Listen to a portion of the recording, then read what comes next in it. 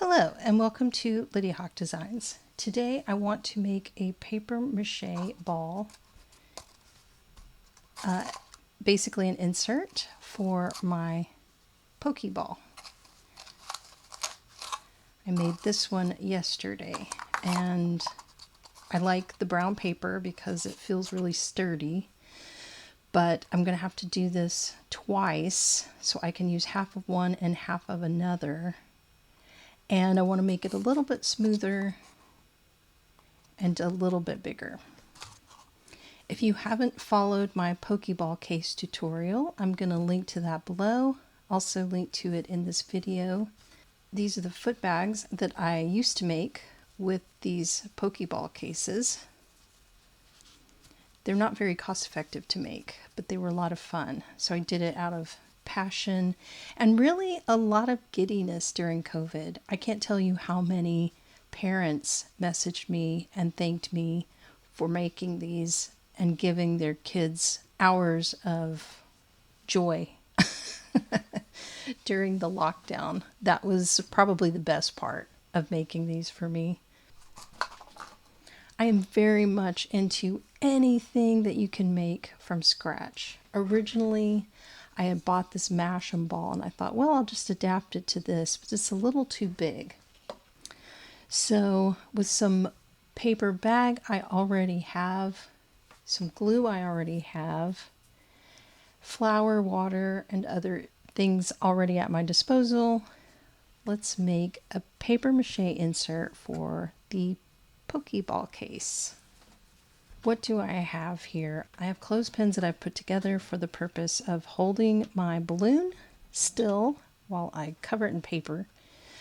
I'm going to post the ingredients for this above, but it's a half cup water, 1/4 cup flour, and a 1/4 cup of glue. And I just got this at Dollar Tree. I have 2 balloons here that I'm going to blow up to the size I need, and then I'm going to hold them here. I have paper I've already shredded, but I will continue to cut little pieces as I go. So let's start with the size. So I'm going to blow this up, and I want to make sure that it's not too big, obviously, but also not too small. So like this is perfect. So just a little air out. Okay, so there's one. I will clip that here. Perfect. And just do the same thing. It's a little too, there we go. Perfect, okay. Clip this one here, right on the knot, as close as possible to the edge. That actually looks really good, but I've got these weights to hold it down because as we add our paper, they're going to get heavy and they're going to want to tip over. I want to make sure my mixture is good and stirred.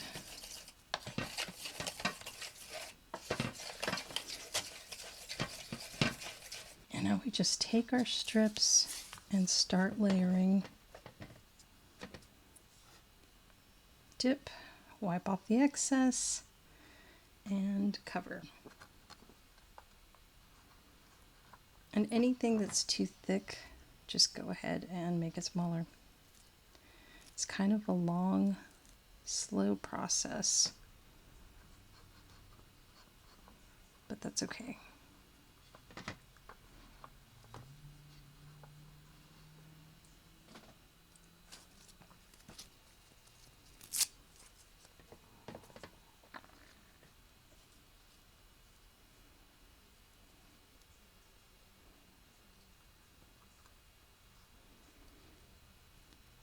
This pan is the bottom of a broiler and I don't reuse it. I had a couple when I started pouring resin. I thought, you know, I don't really need to, so I started using one of these. You don't have to destroy your own household items. Probably just go to a thrift store and find something. very much into upcycling, so it's probably what I would do if I hadn't had an extra broiler.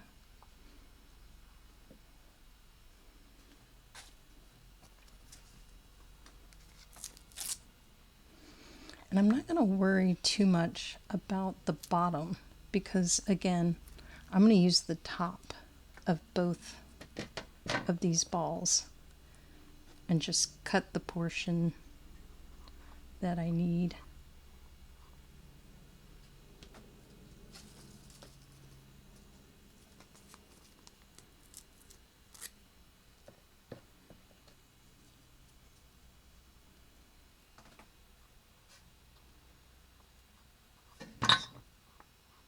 So anything that dips below the halfway point is just going to be cut off anyway.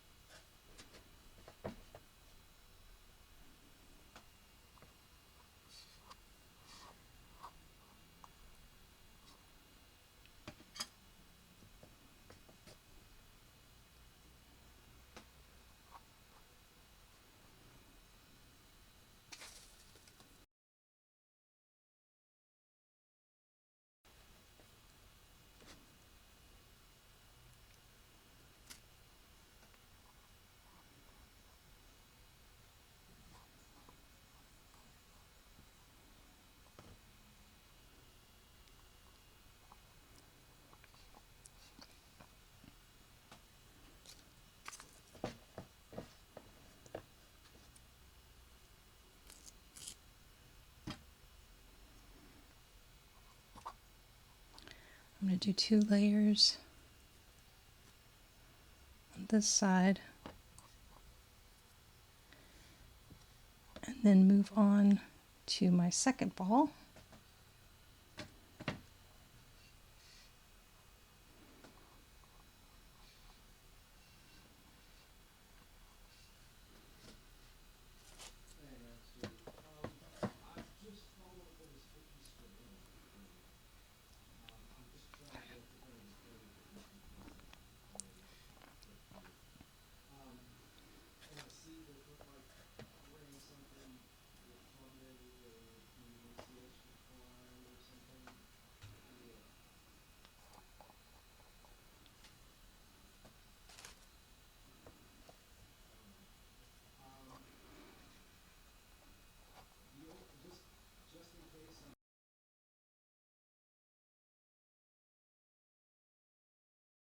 And we're going to let these dry for 24 hours.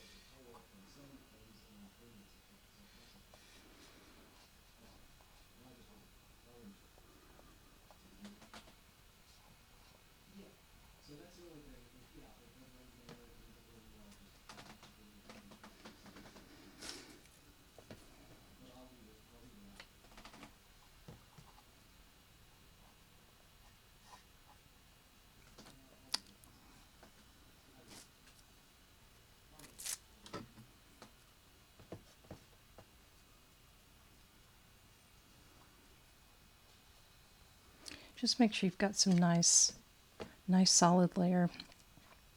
This isn't going to be terribly thick, but it's going to be very strong. Just make sure you cover all of the open spots with at least 2 layers if you're using a thick brown paper bag, then you're good.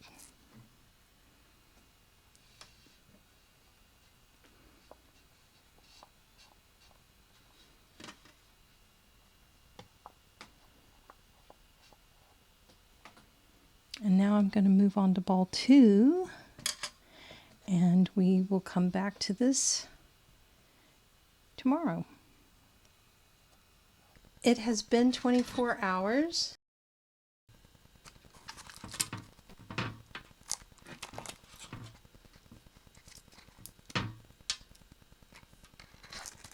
And this feels really sturdy, actually.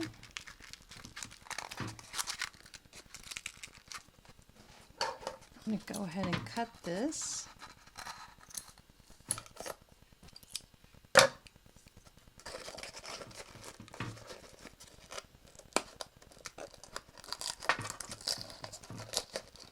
Just grab the edge and gently remove it.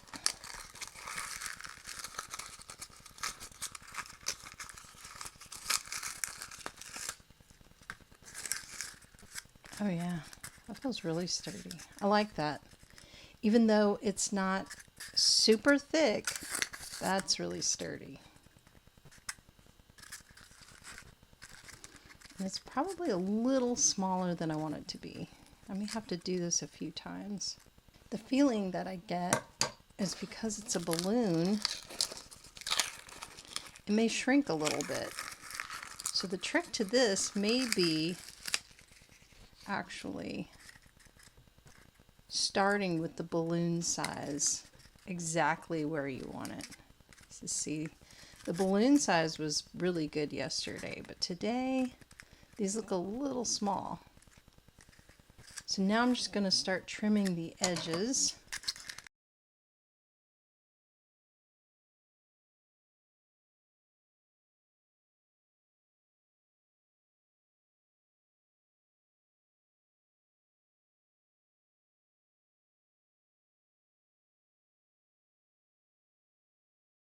And once they're a little bit bigger, I can then use the adhesive spray and voila. Because it's a little too loose. But that's why I put my mixture in a Tupperware container I'll never use again. And I'll save that set aside just for my paper mache mixtures. And then when I'm ready, I'll probably just take some acrylic paint I have and paint the inside black so that it sort of doesn't stand out too much. And it'll be perfect. So imagine making these and then setting them out with your Easter eggs as like the ultimate Easter egg find. How cute. Kids go nuts for these anyway. I mean, Pokemon is such a cute game. But something like this with like, now if you painted the inside, you'd have to be careful about putting candy in it. But as long as it's anything food safe, imagine maybe even, you could also even, this is a really good idea, if you cut it down short enough, you can actually use my pattern. So the original pattern for the earbuds, once you crochet this round of black, you go ahead and you start to crochet like an inner lining. So that if this were cut down enough, then the inside, you're basically crocheting the inside. That would go right on top of this to hide it, but also help it maintain its structure. I don't have the other one as an example. I'll find a video that I can share. But that's what we're talking about, really. We're talking about creating this really sturdy inner container, which if that's what I wanted to do, this size is perfect. It's slightly small, so it would fit nicely tucked into both layers of yarn. And it maintains its structure, and it's adorable and reusable, and your kids can put whatever they want in it. So just a nice little idea for Easter, stocking stuffers, birthday parties, especially Pokemon themed birthday parties. And I might just make another little separate tutorial just to highlight what that would look like. You would go ahead and crochet this round of black. The very next single crochet round would be in the back loops of the black. And then you would work backwards from there in your pattern, probably skipping one of the rounds so that it's smaller than this side, so that it tucks into this. I don't know if that creates the right visual for explaining how that would work, but that would be a great way. And you know, it's always better if you just put candy in these things that are already wrapped, so you don't have to worry about the food safe issue.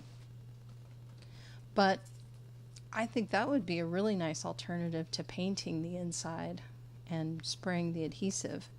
Literally just securing the insides down with an extra layer of yarn that you can tuck into the center. Thank you so much for following this tutorial. If you have any questions, please comment below. Until next time.